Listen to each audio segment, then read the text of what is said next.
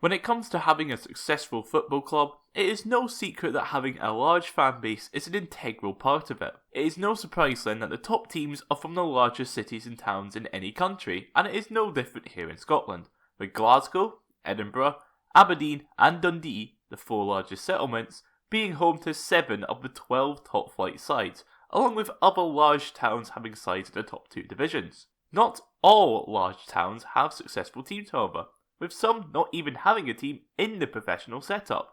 So in this video, I'll be looking at the 10 largest settlements who don't currently have an SPFL team, and working out why that is the case. Of course, I should put out the criteria to meet this list. The Wikipedia article List of Towns and Cities in Scotland by Population has 2 separate categories.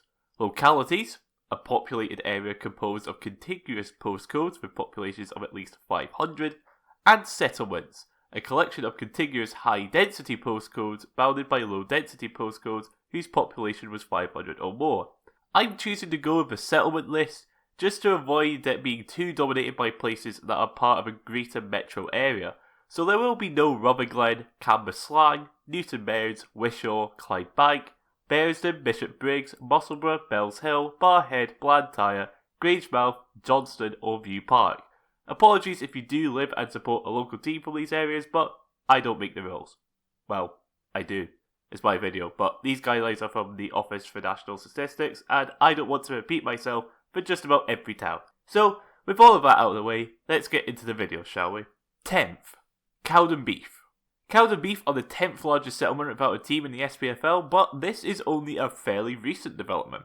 Cowdenbeath joined the Scottish Football League all the way back in 1905 and were in the top flight in the 1970-71 season. Since then, they have been a team that bounced around the lower divisions and as recently as the 2015-16 season were a championship side. That season saw the beginning of the end for the Blue Brazil, with back-to-back relegations seeing them drop to League 2, where they would have back-to-back 10th place finishes, but remained in the league after beating East Kilbride on penalties and then a win against Cove Rangers.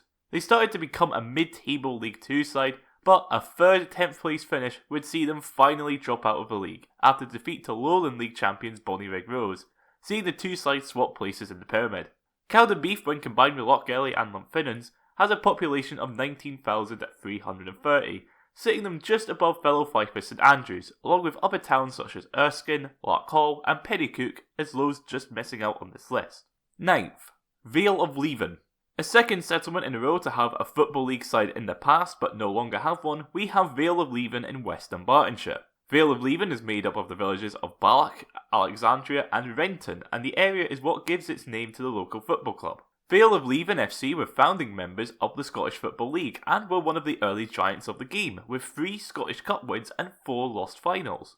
They would remain members of the Scottish Football League until 1926, when the 3rd Division was cancelled due to lack of financial stability of clubs in the division, and when the Great Depression came around, Vale would go under in 1929.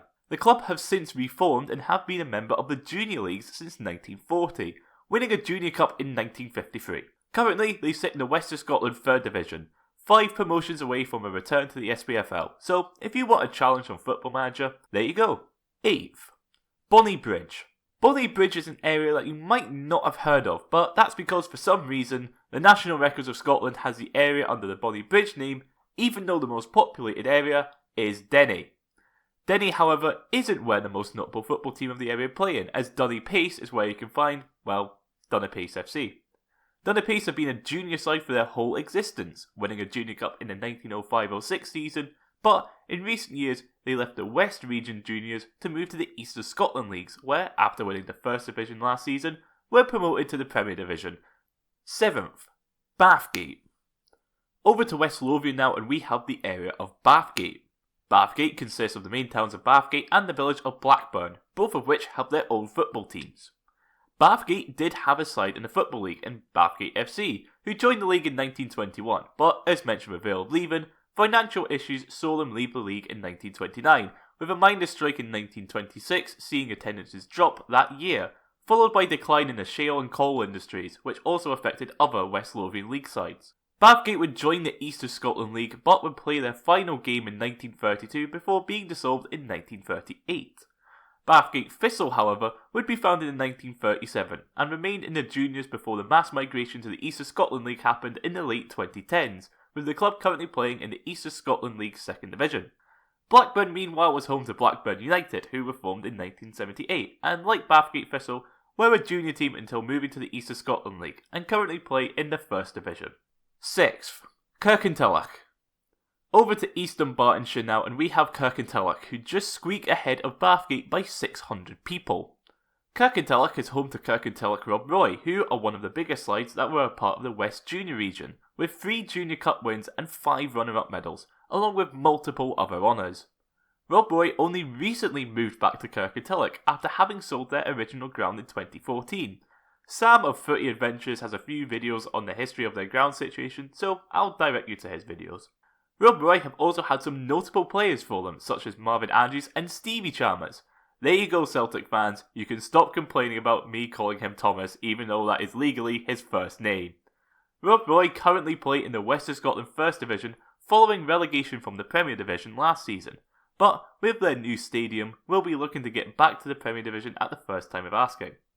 5th, Saltcoats. To the North Ayrshire coast now, and we have Saltcoats, which comprises of Ardrossan, Stevenston and Saltcoats, all 3 of which have their own teams. Ardrossan is home to Ardrossan Winton Rovers of the West of Scotland 1st Division, Stevenston is home to Ardea Thistle of the 3rd Division, and Saltcoats is home to Saltcoats Victoria, who finished bottom of the 4th Division, the lowest tier of Scottish football.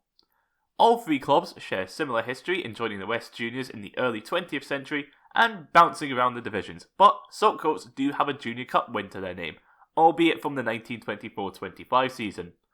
I don't think they will be repeating that feat 100 years later. 4th, Irvine. Staying in North Ayrshire, we have Irvine, and from this point we will start to see a trend. Irvine is home to 2 teams, Irvine Meadow and Irvine Victoria, who were founded in 1897 and 1904 respectively. Irvine for most of its history was a fairly regular town with some historical significance in the area, but in 1966 was designated as a new town, which saw a large amount of construction done, expanding the town's site and swallowing up the village of Dreghorn. Irvine Meadow are one of the bigger clubs in the junior game, with 3 Junior Cup wins and multiple other honours, while Irvine Vics have won some Ayrshire related honours. Irvine Meadow play in the West of Scotland 1st Division, following relegation from the Premier Division last season, while the Vics play in the 3rd Division. 3rd, Glenrothes. Back to Fife now, and we have another new town in Glenrothes. Glenrothes was built in the 1950s and has since grown to a size where it has swallowed up Markinch, Leslie and Thornton. 3 villages where the centre of the town was meant to be. Unlike other new towns, Glenrothes wasn't built as Glasgow Overspill, as it was to house workers for the nearby Rothes Colliery, which lasted 8 years before shutting down. Glenrothes FC would be founded in 1964, and in 1975 would beat Rutherglen Glencairn in the Junior Cup final in what is their only major honour in their 60-year history. In 2019, they left the juniors to become a part of the East of Scotland Football League and currently compete in the East of Scotland Premier Division, having survived relegation on the final day. Meanwhile, Thornton has been home to Thornton Hibs since 1935, and they currently compete in the East of Scotland First Division, having been promoted from the 2nd Division. 2nd, Cumbernauld. To North Lanarkshire now, and as much as the residents like to say Glasgow, we have Cumbernauld. Cumbernauld has been home to 2 clubs that play non-league football in Cumbernauld Colts and Cumbernauld United, founded in 1969 and 1964 respectively. But, as for the purpose of the town, Glasgow Overspill would arrive in Clyde FC in 1994. Clyde would play at Broadwood Stadium until 2022, when their lease ended, certainly not helped by the situation surrounding a certain striker, leaving Cumbernauld with no SPFL representatives. Cumbernauld United are the oldest team in the town and have been in the juniors since formation, and currently play in the West of Scotland First Division, following promotion from the 2nd Division. In the past, however, they had a little-known striker called Kenny Dalglish, who played for the club in the 1967-68 season. Meanwhile, at Broadwood, Cumbernauld Colts joined the Lowland League in 2015, and last season finished 4th, which can be changed to 3rd if you remove Hearts BT. First, East Kilbride. The largest settlement without an SPFL team, we have East Kilbride with its population of over 75,000, making it larger than Livingston, Greenock, Inverness and Ayr to name a few. East Kilbride is best known footballing-wise for East Kilbride FC, who were founded in 2010, reviving the club of the same name that existed between 1877 and 1882. East Kilbride have been in the Lowland League since the 2013-14 season and have consistently been at the top end with title wins in 2017, 2019 and 2024, but would fail to win any of their playoffs with defeats to Cowdenbeath, Cove Rangers and Stranraer.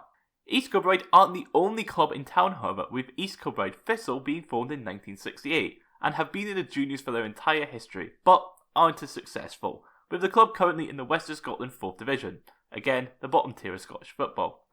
It does seem inevitable, however, for East Kilbride to get promoted at some point in the near future, so in the event that you are watching after they have entered the SPFL, bump every entry in this list up one, and whatever team has been relegated, add their town onto the list, unless they are smaller than St Andrews, in which case they don't get in.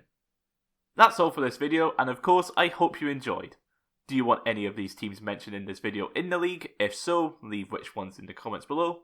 Of course, liking, sharing and subscribing are appreciated, and I will see you in the next video. Bye.